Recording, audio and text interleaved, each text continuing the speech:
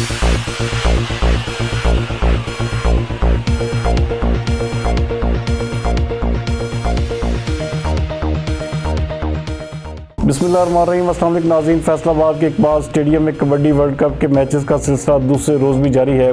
इस सिलसिले में फैसलाबाद की आवाम की कसीर तादाद ने आज भी स्टेडियम का रुख किया। मज़ीद इस हवाले से जानते हैं हमारे नुमाइंदा एक्सक्लूसिव स्पोर्ट्स गुलाम दस्तगीर हैदर की इस रिपोर्ट में।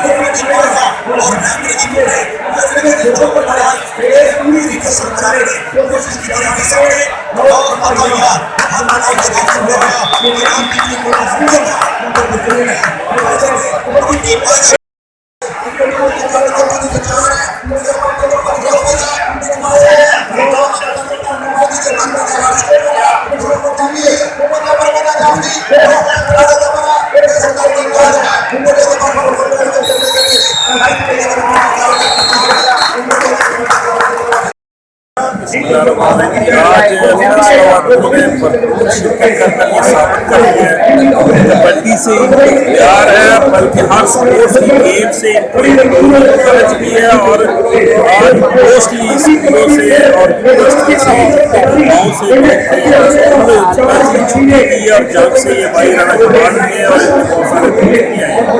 और आज मैं समझ लो ये बड़े एजाज की बात है कि वर्ल्ड कप के जो मैचेस फैसलाबाद में हो रहे हैं, मैं इंशाल्लाह इस बात का शुक्रिया अदा करता हूँ।